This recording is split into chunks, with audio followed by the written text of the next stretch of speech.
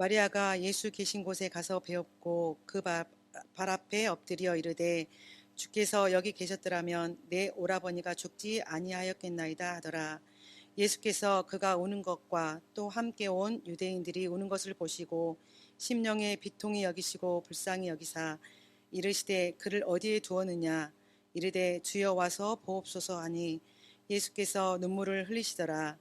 이에 유대인들이 말하되 보라 그를 얼마나 사랑하셨는가 하며 그중 어떤 이는 말하되 맹인의 눈을 뜨게 한 이 사람이 그 사람은 죽지 않게 할 수 없었더냐 하더라. 이에 예수께서 다시 속으로 비통히 여기시며 무덤에 가시니 무덤이 굴이라 돌로 막았거늘 예수께서 이르시되 돌을 옮겨 놓으라 하시니 그 죽은 자의 누이 마르다가 이르되 주여 죽은 자가 나흘이 되었음에 벌써 냄새가 나나이다. 예수께서 이르시되 내 말이 내가 믿으면 하나님의 영광을 버리라 하지 아니하였느냐 하시니 돌을 옮겨 놓으니 예수께서 눈을 들어 우러러 보시고 이르시되 아버지여 내 말을 들으신 것을 감사하나이다. 항상 내 말을 들으시는 줄을 내가 알았나이다. 그러나 이 말씀 하옵는 것은 둘러선 무리를 위함이니 곧 아버지께서 나를 보내신 것을 그들로 믿게 하려 함이니이다. 이 말씀을 하시고 큰 소리로 나사로야 나오라 부르시니 죽은 자가 수족을 배로 동인 채로 나오는데 그 얼굴은 수건을 쌓였더라. 예수께서 이르시되 풀어놓아 다니게 하라 하시니라. 아멘. 고통을 긍정으로 반응하기. 거기에다 가로 열고 딱 적어 놓을 게 있습니다. 고통 자체를 우리는 고통이라고 많이 하지 않고 고난이라고 얘기합니다. 그러니까 고난을 긍정으로 반응하기. 그러니까 반응은 두 가지가 있다라는 겁니다. 긍정적인 반응도 있고요, 부정적인 반응도 있다라는 겁니다. 여러분은 가로에다 뭐 하냐면 고통을 적든 고난을 적든 아픔을 적든 슬픔을 적든 나름대로 거기다 잘 적어놨어요. 나는 어떻게 반응했는가를 이 시간 점검해 보라는 겁니다. 그러니까 지금 이 시간은 다른 사람 점검하는 거 아니에요. 슬픔 가운데, 고통 가운데, 고난 가운데, 어려움 가운데 나는 과연 어떻게 헤쳐나가려고 했는가 그걸 잘 점검해 보자라는 겁니다. 두 가정의 얘기를 조심스럽게 합니다. 한 가정은 저에게 찾아왔고요. 한 가정은 제가 신방을 갔습니다. 찾아온 가정은 뭐냐면 부부싸움을 했는데 그 부부싸움 내용을 보니까 다른 것이 아니었습니다. 남편이 사고를 당했습니다. 그런데 교통사고를 당했는데 3주 진단이 나왔고요. 그리고 차량 300만 원 파손이 됐습니다. 근데 공교롭게 일주일 뒤에 또 사고가 납니다. 일주일 뒤에는 어떻게 되냐면 차를 완전히 폐차해요. 그리고 이분은 어떻게 되냐면요.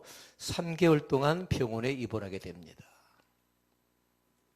남편이 아내에게 얘기합니다. 당신이 그렇게 잘 믿고 당신이 열심히 기도했는데 내가 이게 뭐냐라는 겁니다. 그러면서 그 가정이 찾는 건 뭐냐면 하나님의 뜻이 대체 어디에 있는지 남편과 아내의 생각이 갈라져서 그러면서 한 아이를 데리고 초등학교 1학년 된 아이를 데리고 같이 와서 얘기를 나눈 그런 장면입니다.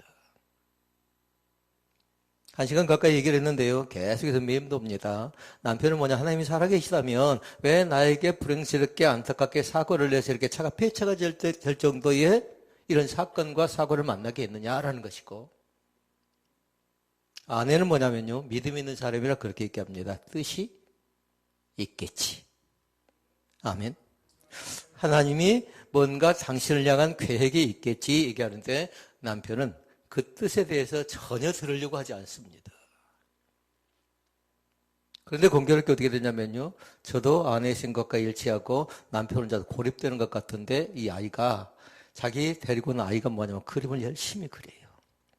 옆에서요. 그러다 한마디 거듭니다. 아빠가 도통 뭔가 생각이 진전이 안 되고 아빠가 화를 버럭버럭 내니까 뭐라고 하냐면 아빠 교통사고 나면 사람이 죽을 수도 있다라는 겁니다. 이 아이가 무심코 던진 한마디예요. 그러니까 아빠가 거기서 깨닫습니다. 아, 대체 그렇구나. 이분이 몰랐을까요? 알고는 있지요. 근데 속상하고 답답하니까 아내에 대해서 당신이 믿는 하나님이 정말 살아계시다면 우리 가정에 왜 이런 어려움, 고통을 주는가? 라는 그 의문감을 가지고 서로 대화하다가 잘 진행되지 않고, 그러면서 이 아이 한마디 때문에 해결이 되어졌습니다. 한 가정은 사업을 합니다. 사업을 하는데 계속적으로 어려움을 겪고 있으니까 제가 그 가정을 찾아갔습니다. 앙존지 가정입니다. 주일을 잘 다니지 않습니다. 주일을 나온 것인지 안 나온 것인지 잘 알 수가 없습니다. 그전엔 그러지 않았어요. 사업이 잘 될 때는 뭐냐면요, 교회 일, 선교, 봉사 여러 가지 모양의 적극적인 사람이었는데 언제부턴가 사업이 잘 안 되어진다는 소문이 들던지 주일을 다닌 것도 아니고 안 다닌 것도 아니고 그렇게 하고 있습니다. 그래서 제가 찾아갔습니다. 그러면서 거기에 논쟁은 뭐냐면 왜 교회를 안 나오셨습니까? 라는 것이 아니고요, 11조에 대한 논쟁이 벌어집니다. 남편이 얘기합니다. 지금은 어려울 때니까 11조를 100만 원 벌었으면 좀 깎자라는 겁니다. 그 전에 300만 원, 400만 원 할 때 그렇게 돈이 잘 벌릴 때 우리가 정상적으로 11조를 했지만 지금은 생활이 어려우니까 100만 원 11조를 못하니까 수입이 100만 원 된다 할지라도 좀 깎아서 하면 좋은데 내 아내가 융통성이 없이 이렇게 하고 있다라고 얘기합니다. 그 아내의 생각은 뭐냐면 정상적으로 하지 않으면 나중에 큰 손실이 오게 되니까 안 된다라는 겁니다. 그러면서 아내의 생각은 두 가지였어요. 어떻게 해서든 주일 성수를 해야 되고, 그리고 11조를 부분적인 11조가 아니고 온전한 11조를 해야 됩니다라는 것이 아내의 생각이었습니다. 이 가정은 지금 진행 중인데요, 안타깝게도요, 사업에 계속해서 헤매고 있습니다.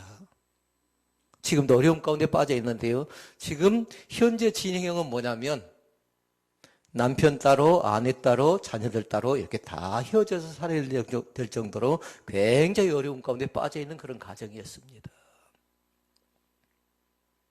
두 가정을 제가 얘기했습니다. 혹시 여러분의 가정은 어떤 고난, 어떤 슬픔, 어떤 아픔을 겪고 있습니까? 무엇으로 인해서 다툼이 생기고, 무엇으로 인해서 근심이 생기고, 무엇으로 인해서 염려가 생겨나는지 그걸 잘 한번 살펴봐서요, 나에게 주신 것이 대체 어떤 것인가 확인하는 그런 좋은 시간이 될 수 있기를 바랍니다. 첫 번째 가정 볼까요? 첫 번째 가정 그렇게 얘기했어요. 이 아이가 뭐라고 했다고요? 사고가 나면 죽을 수 있다고 하니까 아빠는 뭐 했냐면, 이때가 위기가 아니라 기회라는 겁니다. 위기가 아니라 기회라는 거예요. 근데 한 가정은 받아들이지 않습니다. 이유가 있어요. 남편은 뭐냐면 나중에 잘 되어지면, 제대로 되어지면 잘하겠다라는 겁니다. 그래서 사랑하는 성도 여러분, 지금 하지 않으면 안 됩니다. 지금 현실적으로 어렵지요, 힘들지요. 근데 지금 하지 않으면 나중에 배가 부르고 나중에 여유가 생기지요. 그런 틀림없이 뭐냐면 하나님을 더 가깝게 섬길 수가 없답니다. 어려울 때는 주님을 더 친밀하게 모실 수 있기를 바랍니다. 고통이 있고 슬픔이 있고 아픔이 있지요. 그때는 뭐냐면 주님을 잘 섬기라는 경고이자 하나의 사인으로 받아들이고, 그걸 붙잡은 사람은 기회로 받아들이는데 붙잡지 못하면 그 기회를 잃어버리고 만다라는 겁니다. 나르 테스크라는 사람은 그렇게 얘기했습니다. 기회란 위험의 시작이래요. 그리고 위험은 기회의 시작이라고 얘기를 했습니다. 이 시간 한번 생각해 볼 수 있기를 바랍니다. 지금 무엇이 나로 하여금 어렵게 만들고 힘들게 만들고 복잡하게 만들고 있는가 잘 보라고요. 1번. 대체로 보니까요, 욕심이 그럴 가능성이 있답니다. 조금 바꾸면 욕망이 힘들게 만들고 어렵게 만들고 복잡하게 만들고 꼬이게 만들 가능성이 상당히 많이 있다라는 겁니다. 그런데 욕심 없는 사람은 없답니다. 다 있지요. 근데 욕심 앞에서 해야 될 일이 있어요. 그건 뭐냐면 나를 보고 상대를 보고 공동체를 봤으면 좋겠습니다. 내가 욕심 먹은 대로, 내가 갖고자 하는, 내가 쟁취하고자 하는 대로 되어질 것이면 다 내 것이 되는 거죠. 그런데 뭐냐면요, 하나님은 공평하게 우리 가운데 허락하십니다. 내가 더 소중하냐면 다른 사람과 더 소중하고요. 그리고 잘 한번 살펴볼 수 있길 바랍니다. 욕심, 욕망이 있다라면 또 하나는 잘못된 것이 있는데요. 그건 뭐냐면 꿈에 대한 문제가 잘못된 것 같아요. 비전, 꿈. 그러니까 꿈 자체가 좋은 꿈도 있답니다. 비전도 있답니다. 그런데 뭐냐면요, 헛된 망상, 헛된 몽상이 들어와서요, 나를 힘들게 하고 나를 어렵게 하는 그런 것들이 상당히 많이 생겨날 가능성이 있다는 겁니다. 그러기 시간 제거해야 돼요. 허상은 안 됩니다. 실상을 붙잡으라고요. 뭔가 막연한 거 붙잡지 말고 오늘이라는 시간을 붙잡고요. 내일 틀림없이 나에게 주겠지라는 생각 틀린 건 아니에요. 그러나 뭐냐면 오늘의 땀 흘림과 오늘의 정성과 오늘의 사랑이 중요한 것이지 내일은 틀림없이 나에게 주실 것이라고 기대하기 전에 오늘의 땀방울이 선한 열매로 내일의 결과를 만들어낸 줄로 믿습니다. 두 가지를 꼭 해야 돼요. 처음부터 하시라고. 잘 안 되어지면. 주일 성수가 잘 안 되잖아요. 그럼 처음부터 하시라고요. 11조 생활이 잘 안 되잖아요. 처음부터 하시라고요. 왜냐하면 이 두 가지가 신앙을 평가하는 하나의 기준이 되어지는데 이 두 가지는 반드시 제대로 해나가야. 주일 성수 여러분 얘기해 볼까요? 주일 성수를 쉽게 생각하는 사람이 있는데요. 도적질하지 않기를 원합니다. 하나님의 것이라고 했어요. 이날은 내 날이 아니라 하나님의 것이라고 딱 못을 받고요. 내가 어떻게 하면 주님을 기쁘시게 할 것인가. 내 시간을 드리고 내 마음을 드리고 내 정성을 들여서. 처음부터 다시 하시고요. 또 하나는 뭐냐면 한 걸음부터 가도록 하십시오.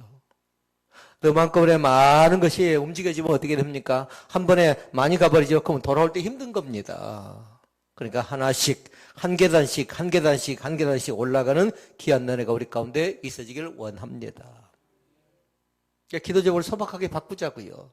너무 거창하게 할 것 없어요. 한 걸음부터 되어지게 하시고 한 가지라도 되게 하시고 이 한 가지 한 가지가 나에게 너무나도 소중하다는 사실을 믿습니다.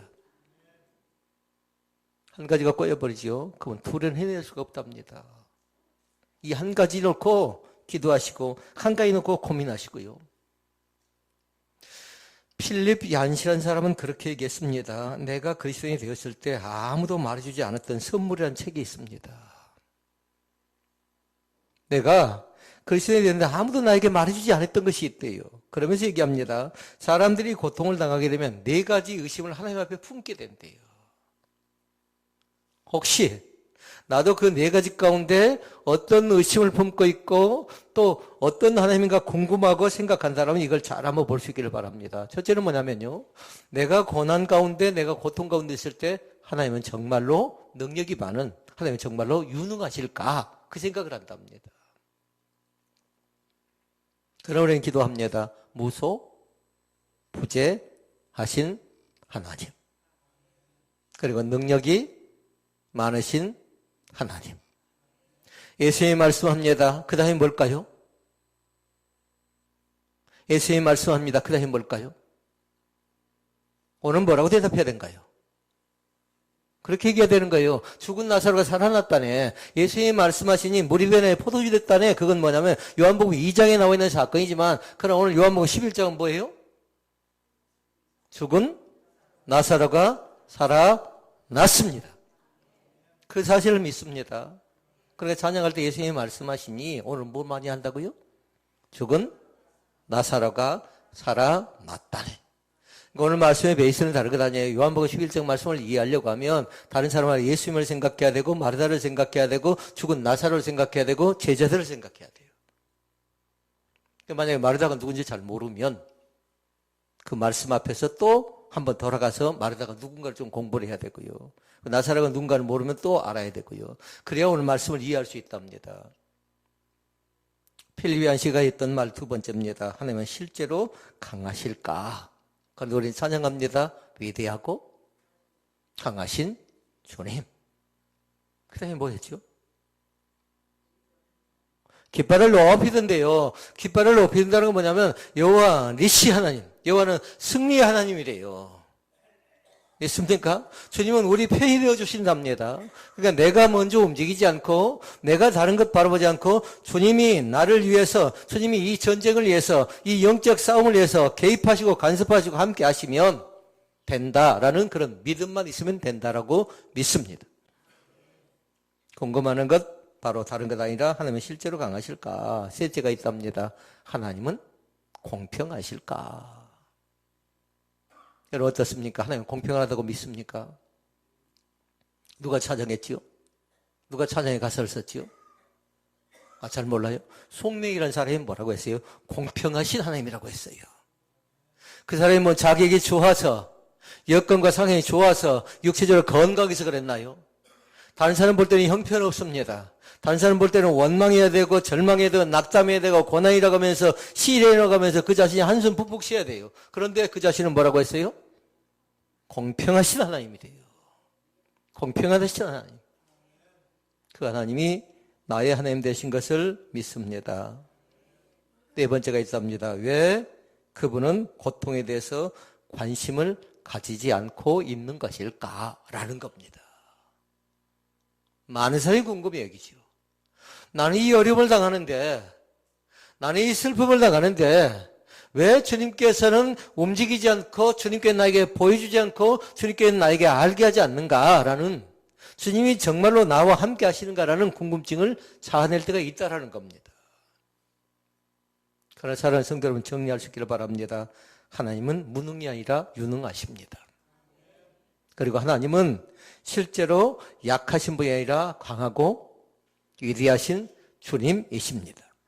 그리고 하나님은 공평하신 하나님이라는 사실을 믿습니다. 그리고 하나님 어떻게 하십니까? 우리에 대해서 관심을 가지지 않는 것이 아니라 우리의 등 뒤에서 나를 날마다 도와주시는 하나님이신 것을 믿습니다. 그러니까 고통에 대해서 염려할 것 없어요. 아까 고통 뒤에 뭐였나요? 고통 뒤에? 고난에 대해서 염려할 것 없다고요. 고난 옆에 뭘 적어놨어요? 슬픔 적어놨다고요. 아픔 적어놨다고요. 아픔에 대해서, 슬픔에 대해서 이것이 계속적으로 유지되는 것 아니라 이 또한 지나가리라. 이렇게 믿을 수 있기를 바랍니다. 그런데 자꾸 선포해야 돼요. 이 고통이, 이 슬픔이 나를 짓누르지 않게 하옵소서. 내 꿈속에서 그 슬픔의 계속에 나를 혼란스럽게 하지 않게 하옵소서 하고 늘 기도하는 그런 신앙이 우리 가운데 있어지기를 원합니다. 그러니까 고통, 고난에 대해서는 두 가지 반응이 있다고 했어요. 긍정적인 반응은 뭐냐면요, 기회라고 붙잡는답니다. 그러니까 선택을 해야 돼요. 이 시간에는 말씀 제목처럼 어떻게 반응하자고 했어요? 긍정적인 반응을 하자고 했어요. 그러니까 기회를 붙잡으시라고요. 하나님이 나를 사랑하셔서 나에게 기회를 주셨으니까 뭐하라고요? 붙잡으시라고요. 그러니까 서두의 첫 번째 과정은 뭐냐면, 어려움 속에 있을 때 차가 폐차됐지만 죽지 않고 살아있는 것 자체가 감사하다 하면서 붙잡은 겁니다. 오늘도 붙잡으시라고요. 완전히 절망 가운데 빠뜨리지는 않습니다. 사망의 음침한 골짜기로 다닐지라도, 그 다음에 뭐 했죠? 중요한 말씀은 그 뒤이죠. 해를 두려워하지 않을 것은 주님께서 나와 함께 하십니다. 믿습니까? 주님께 나와 함께 하시기 때문에 두려워하지 않는다는 겁니다. 염려하지 않는다는 겁니다. 그렇게 여호수아라든가 이사야는 늘 얘기합니다. 두려워하지 말아라. 근데 그것이 끝이 아니었어요. 놀라지 말아라. 여호수아 전쟁을 앞두고는 늘 겁먹습니다. 그러니까 겁먹지 말래요. 놀라지 말래요. 허둥대지 말래요. 그러니까 진정으로 필요한 건 뭐예요? 위대하고 강하신 주님을 바라보면서 주님을 강력하게 붙잡는 기한내가 우리 가운데 있어지기를 원합니다. 부정적인 반응도 있답니다. 부정적인 반응은 반드시 나타나는 게 뭐냐면요, 불평한답니다. 그리고 부정적인 반응은 뭐냐면요, 의심합니다. 그리고 원망합니다. 염려합니다. 한숨 쉽니다. 이것이 부정적인 반응입니다. 그러나 지금 이 시간은 뭘 본다고요? 부정적인 반응 말고 긍정적인 반응을 봐서 긍정적인 걸 선택해서 기회로 붙잡는 그런 시간이라고요. 하나님 나에게 기회를 주셨구나. 나는 형편없었지만, 나는 뭔가 자격 조건이 안 되지만, 그러나 하나님께 또다시 나에게 기회를 주어서 은혜의 자리 가운데, 축복의 자리 가운데, 믿음의 반열 가운데 나를 세워줄 것을 믿습니다. 긍정적인 반응에 대해서 세 가지로 말씀을 살펴봅니다. 첫째 반응은 뭐냐면요, 조급함을 버릴 수 있기를 바랍니다. 다시 말씀드립니다. 서두르지 마시라고요. 너무 허둥지둥 되지 마시라고요. 내가 할 수 있는 건 한계가 있답니다. 근데 사람들의 마음 뭡니까? 조급해합니다. 요한복음 11장에 보니까 누가 죽었어요? 나사로가 죽었습니다. 나사로의 죽음 앞에서 허둥지둥 되는 그 모습을 본다고요. 그러나 예수의 반응을 보라고요. 마르다의 반응을 보고, 마리아의 반응을 보고, 제자들의 반응을 보고, 그리고 예수님께서 이 죽음 앞에서 죽음의 소식을 듣고 나서 예수님께 어떻게 반응하는가 잘 보라고요. 나사렛 죽었다는 소식을 예수님이 듣습니다. 그런데 뭐냐면요, 꼼짝달싹하지 않습니다. 몇 시간인가요? 며칠인가요? 이틀 동안을 꼼짝하지 않습니다. 그러니까 얼마나 야속했겠습니까? 죽었다고 하면 어떻게 해야 돼요? 얼른 달려가야 되지 않나요? 왜요? 마르다 생각할 때는 예수님께서 말씀하면, 아까 뭐 했죠? 예수님 말씀하시니까? 지금은 죽은 나사로 나오면 안 되겠잖아요. 이정이 나와야 되겠잖아요. 물이 변해서 표도주가 됐다라는 그 기적을 행하신 분이니까 얼마든지 죽은 우리 오라비도 살려낼 걸 믿는다는 그 믿음 갖고 있는데 예수님께 이틀 동안이나 나타나질 않습니다. 그러니까 얼마나 서운했겠습니까? 또한 예수님께서 나사로 죽었다는 얘기를 듣고 나서 예수님이 하신 말씀을 잘 보라고요. 내 친구 나사로가 뭐라고 합니까? 내 친구 나사로가 잠들었대요. 내 친구 나사로가. 그러니까 지금 그들은 뭘 생각하는 거예요? 살려낼 것만 생각하고 있는데 예수님의 반응 자체는 죽은 우리 친구가 잠들었다고 얘기하고 그것만 얘기합니다. 이틀 동안 나타나지도 않고 그리고 내 친구는 잠잔다고 하고 그러나 또 한 번 얘기합니다. 나사로의 죽음 앞에서 예수님께서는 뭐라고 하냐면 그렇게 말씀합니다. 내가 거기 있지 아니한 것을 너희를 위하여 기뻐한대요. 그러니까 얼마나 생뚱합니까? 그러면서 얘기합니다. 이는 너희로 믿게 하려 함이라. 아멘. 그러나 이제 그에게로 가자라고 말씀합니다. 그러니까 잘 기억해야 돼요. 지금 뭘 확인하고 있는 거예요? 우리 나중에 세 번째 말씀을 볼 거거든요. 세 번째 말씀은 뭐냐면 믿음으로 반응하는 거예요. 다른 것 아니라 돌을 옮겨 놓으라, 항아리에 물을 채워라 할 때에 예수님이 말씀했잖아요. 그러면 사람은 뭐 해야 된가요? 위치에 맞지 않아요. 과학적으로 맞지 않다고요. 현실적으로 맞지 않다고요. 물을 채운다고 해서 그것이 물이 포도주가 되겠습니까?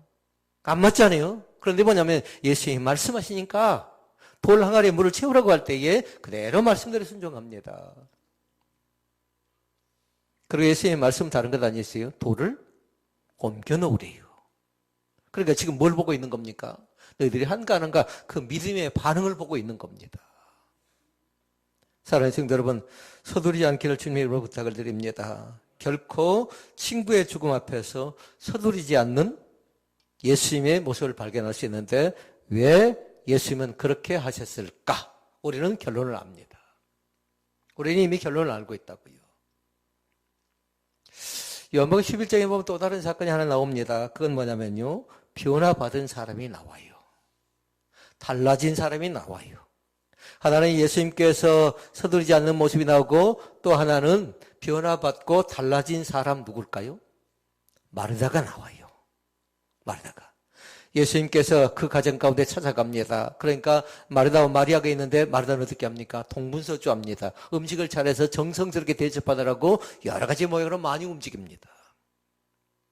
그러나 성격이 급하지 않는 사람이 있습니다. 마리아는 보이지 않습니다. 마리아가 보이지 않습니다. 그 마르다는 어떻게 합니까? 계속해서 마르다는 분주한 성격 탓에 그리고 많은 것을 하고 싶은 그 열정을 가지고 어떻게 합니까? 많이 움직입니다. 한마디로 얘기하면 조급하다는 겁니다. 지금 하지 않으면 안 된다는 그 생각을 갖고 있는 거죠. 그런데 이런 마리아가 달라집니다. 21절 말씀해 보니까 그럽니다. 마르다가 예수께 여짜오되 주께서 여기 계셨다면 내 오라버니가 죽지 아니했을 것입니다. 얘기합니다. 근데 22절을 보니까요, 전혀 또 다르게 얘기해요. 22절 읽어볼까요? 22절. 그러나 나는 이제라도 주께서 무엇이든지 하나님께 구하시는 것을 하나님이 주실 줄을 아나이다 라고 얘기합니다. 그렇게 이제 뭐냐면 극진히 정성스럽게 모실 때에 접대할 때 믿음 생활했던 그 마르다가 이제 뭐냐면요, 믿음이 그 안에 들어간 겁니다. 그 자신은 알아요. 그 자신은 봤고 들었고 느꼈어요. 그러니까 그 자신이 반응한 겁니다. 이제는 서두른다고 되어질 것 아니다라는 겁니다. 급한 성격 갖고 하는 것 아니라는 겁니다. 대부분 성격과 성질을 잘 다스리면서 실수하는 경우들이 많습니다. 본인 되지 못하는 경우가 많답니다. 그러니까 여러분 노트에다 잘 적어놔야 돼요. 나의 성격에 문제가 없는가? 나의 성질머리는 문제가 없는가? 잘 봐서요. 나의 성격에 문제가 있다면 뜯어 고쳐야 돼요. 왜 그럴까요? 나만 좋은 것 아니라 다른 사람도 편해야 됩니다. 나의 성격 때문에. 왜냐하면 공동체이기 때문에 그런 겁니다. 공동체이기 때문에. 근데 마르다는 지금 개조 작업을 하고 있는 겁니다. 자기 자신이 마리아를 탓할 때 성격이 아니라고 이제는 공동체가 무엇을 원하는가 그걸 알고 있는 겁니다. 그래서 첫 번째 말씀이 중요한 말씀이에요. 조급함을 버리는 것이 우리에게는 굉장히 중요한데 조급함은 다른 것 때문에 오는 것 아니라 불신앙이 돼요. 믿음 없는 거라고요. 서두르는 것은요. 그러니까 이 시간 조급함이 나를 불신하게 만들 때에 우리 자신은 다른 방법으로 접근해야 되는데 기다리자 하고 선포하실 수 있기를 바랍니다. 하나님이 주실 때까지 기도했습니다. 하나님이 나에게 응답 주실 때까지 문을 간절히 열려고 합니다. 마음의 문을 열려고 하는데 남편이 도통 열어주지 않습니다. 아내가 열어주지 않습니다. 자녀가 열어주지 않습니다. 그럴 때 서두르지 마시라고요. 왜요? 기다리시라고요. 주님께서 또다시 기회를 주면 얼마든지 마음을 열 수 있는 기회가 우리 가운데 온다는 사실을 믿습니다. 그리고 기다리자고 딱 그렇게 고백하고요. 또 하나는 뭐냐면 참으시라고요. 쉬운 것이 아니에요. 참는다라는 것이. 참으면 내가 손해볼 것 같고 참고 있으면 내가 바보 될 것 같지요. 그러나 그렇지 않습니다. 참는 자가 승리할 수 있고 참는 자가 은혜 받을 수 있고요. 참는 자가 하나님의 특별한 은혜의 자리 가운데 초대받는 귀한 역사가 나타날 줄로 믿습니다. 그러니까 기다리면 복을 받게 되어 있고 그리고 참으면 은혜를 체험할 수가 있습니다. 자, 그러면 두 번째 말씀 보십시다. 주님의 능력을 신뢰하실 수 있기를 바랍니다. 35절 말씀합니다. 35절 예수님께서 눈물을 흘립니다. 왜요? 자기 사랑하는 친구가 죽었잖아요. 그러니까 눈물을 흘리고 있습니다. 그러니까 여기에서 보니까 사람들의 반응이 또 달라요. 예수님 지금 뭘 해야 돼요?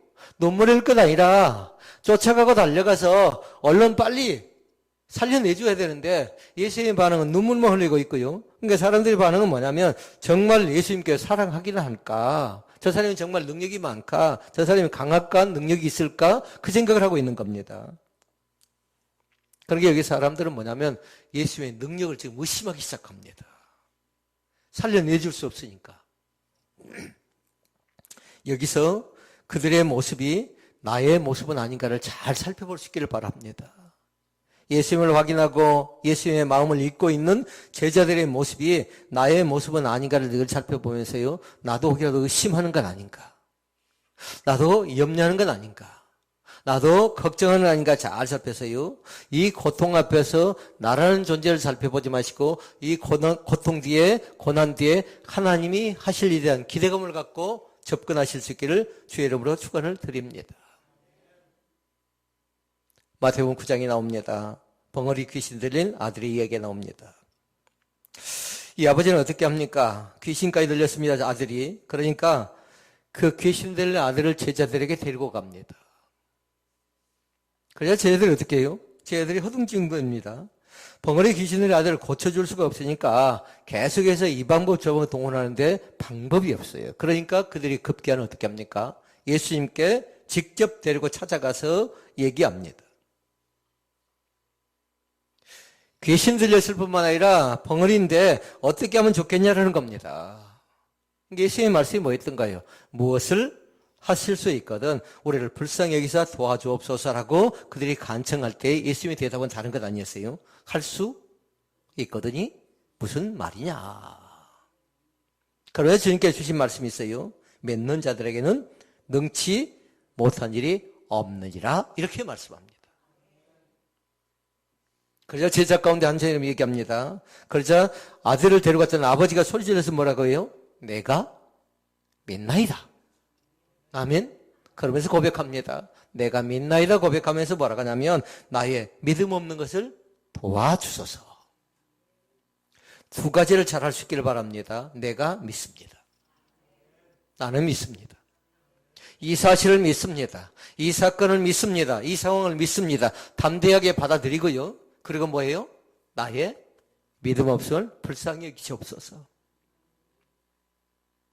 실제로 믿음이 있어 보이지만 그러지 못할 때가 많다는 겁니다. 이걸 진솔하게 고백할 때에 거기서부터 하나님의 능력은 시작된 줄로 믿습니다. 거기서부터 하나님이 일하신대요.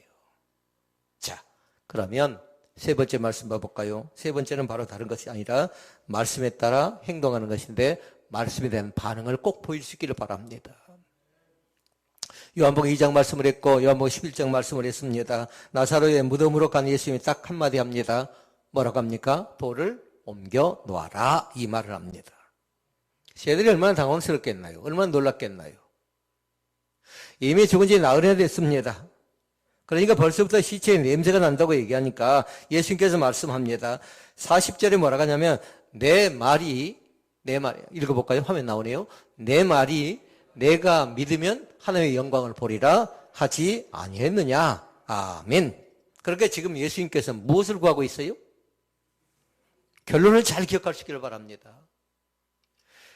마르다에게 제자들에게 거기 찾아온 많은 사람들에게 예수님께서 보고자 하는 건 다른 것 아니라 믿음을 보고 있다는 사실을 믿습니다. 그러니까 제가 두 가지 얘기했어요. 내가 믿나이다.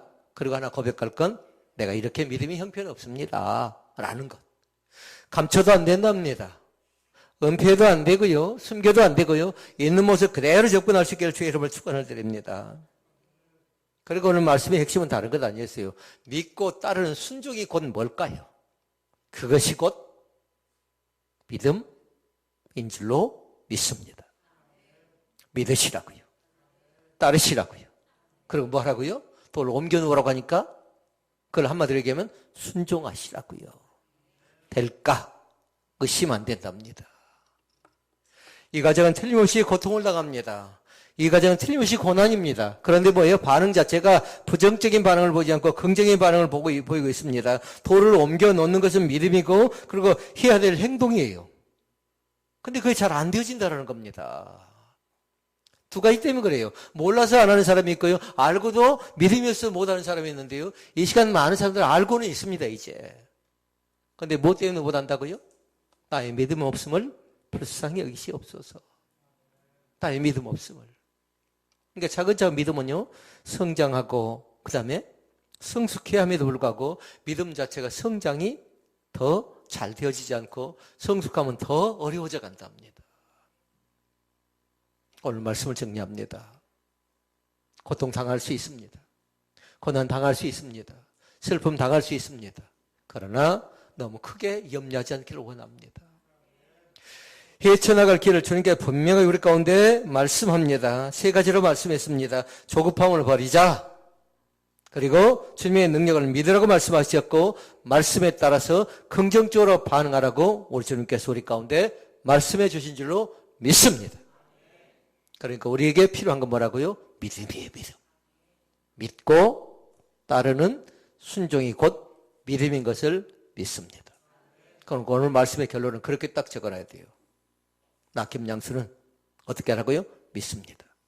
그리고 따릅니다. 그리고 뭐 하라고요? 순종합니다. 그것이 곧 믿음인 줄로 믿습니다. 기도하시겠습니다.